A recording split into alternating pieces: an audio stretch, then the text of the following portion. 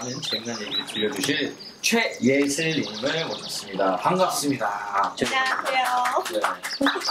네, 반가워요. 네, 최예슬님. 네, 간단하게 자기소개 한번 부탁드릴까요?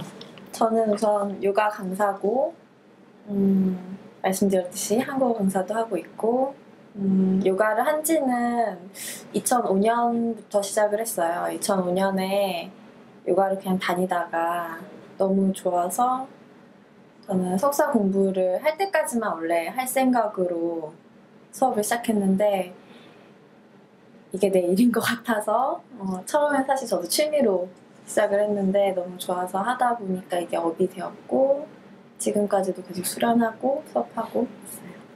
어떻게 정의를 내릴 수 있을까요?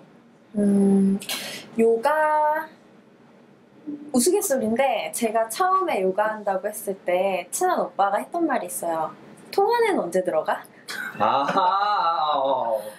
그렇게 많이들 생각을 하시는 것 같아요. 그냥 막 몸을 막 이상하게 구겨서 어느 통 안에 들어가고 막 발 같은 거 머리 위에 올리고 이렇게 하는 게 요가? 그리고 그렇게 생각하는 부류가 있고 너무 영적인 걸로 생각하는 부류가 있고 명상이 정말 주인 것처럼. 그리고 세 번째는 많이들 생각하시는 다이어트.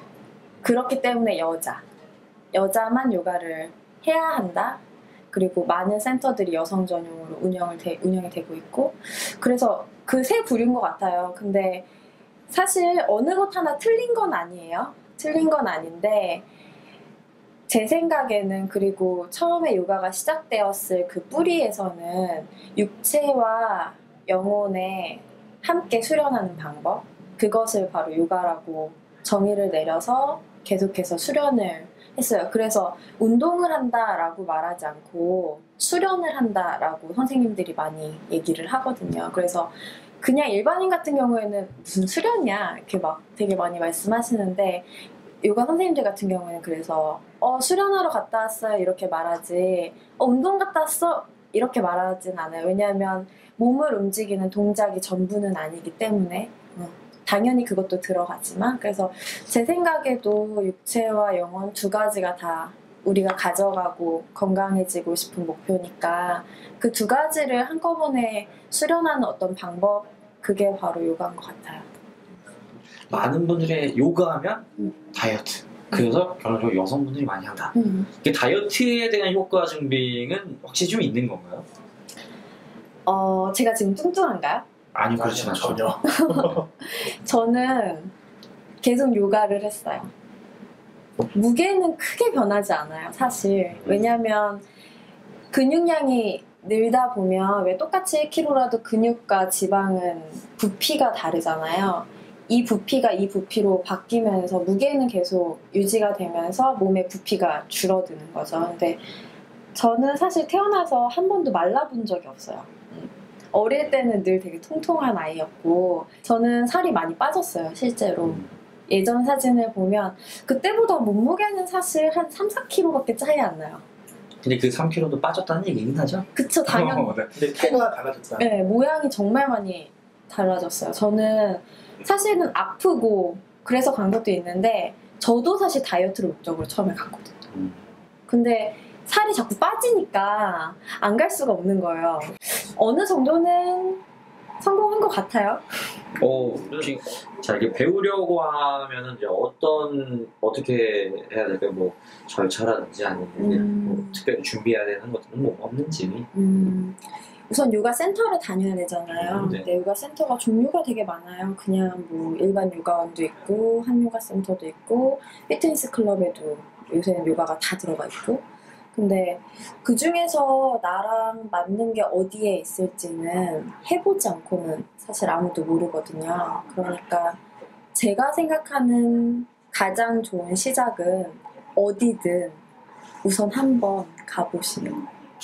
혹시 병문의 불여일견 직접 그러면 사실 어떤 요가가 나랑 잘 맞을지도 모르고 어떤 선생님이 나랑 잘 맞을지도 모르거든요. 그러니까 요가 센터든 뭐 어려운 거 하는 센터든 그냥 한번 가서 수업을 들어보시면 나는 어떤 선생님한테 수업을 듣잖아요. 근데 왜 우리 어릴 때 공부할 때 영어 선생님 너무 멋있어요? 그럼 영어 공부 열심히 해요. 그래서 잘하죠.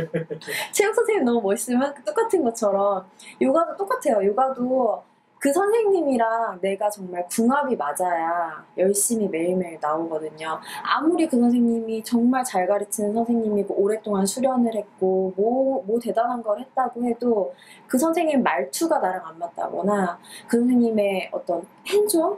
터치하는 그 느낌이 나랑 좀 안 맞다거나 그런 게 계속 손으로 만져주니까 그게 안 맞으면 가기가 싫어져요. 실제로 저도 안 맞는 선생님을 분명히 만나봤고 처음에 수련을 할 때 그래서 저는 누가 나 어디서 요가해야 될지 모르겠어 라고 말을 하면 알아만 보지 말고 그냥 가장 근처에 있는 요가 센터를 한번 가보라고 가서 1시간만 체험할 수 있는 것들이 대부분의 요가 센터에 다 있어요. 피트니스에는 거의 없는데 하루만 나 1시간만 들어볼게 뭐 10,000원이든 뭐 15,000원이든 20,000원이든 내고 할 수 있어요. 뭐 비싼 데는 30,000원까지 30,000원 이상은 저도 아직 못 봤거든요. 그리고 한번 가서 그냥 수업을 듣고 그 센터의 선생님이랑 나랑 잘 맞으면 등록을 하면 돼요. 뭐 복장이나 이런 거는 뭐 어떻게 좀 좋고 복장은 너무 치렁치렁한 옷만 아니면 그냥 편한 옷을 입으시면 돼요. 근데 요가복을 사서 입으면 당연히 왜 우리 예쁜 옷 입으면 춤출 때도 즐겁고 예쁜 옷 입으면 걸어갈 때 기분 좋잖아요. 똑같아요. 요가할 때도 요가복 되게 잘 차려입고선 하면 기분도 좋고 막 나도 잘하는 것 같고 그래서 더 좋을 수는 있어요. 근데 그게 좀 부담된다면 그냥 편안한 반팔티에 뭐 편안한 바지 그러니까 청바지 같은 경우에는 스트레칭이 안 되잖아요. 안 늘어나니까 그런 옷만 아니고 그냥 편하게 늘어나는 트레이닝복 같은 경우에는 상관없는데 너무 헐렁한 바지를 또 입으시면 선생님이 그 사람이 다리를 한 다리로 서 있는데 무릎을 굽히고 있는지 제대로 펴고 있는지가 잘 안 보여요. 그러니까 저 같은 경우에는 그냥 편한 옷 입고 오세요 라고는 하는데 가능하면 너무 헐렁하지 않은 옷을 입으세요. 그리고 특히 여자분들 같은 경우에는 좀 몸에 붙는 옷을 입으세요. 왜냐면 붙는 옷을 입고 계속해서 내 몸을 관찰하면 점점 나아지는 게 보이는데 계속 헐렁한 옷을 입으시는 분들은 그 미세한 차이를 스스로 조금 못 느끼시는 경향이 있어요. 그래서 좀 편한 옷을 입되 너무 치렁치렁하지 않고 너무 크지 않고 내 몸에 맞는 옷. 발레에서 그 타이지 유라는 거하고 비슷한 그런 네, 그렇죠. 네. 네. 자, 그럼 이런 사람들에게 추천해주고 싶다, 요가. 나 늘 어디가 아파 하는 사람들. 허리 우리 나 허리 너무 아파 맨날 하는 사람들. 그리고 회사에만 있으니까 내가 삶이 어디로 가는지 모르겠어 하는 사람들. 늘 아픈 사람들.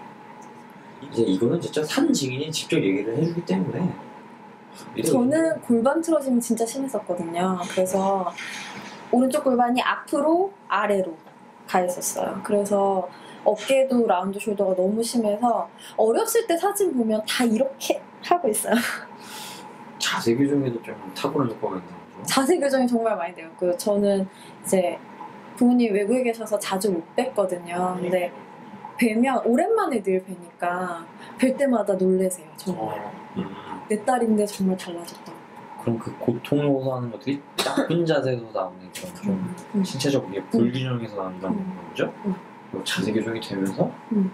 자세 교정이 된다는 것 자체가 어느 정도 치유가 됐다는 얘기니까 몸의 모습이 달라졌다는 건 골반이든 어깨든 문제가 있었던 게 해결된 건데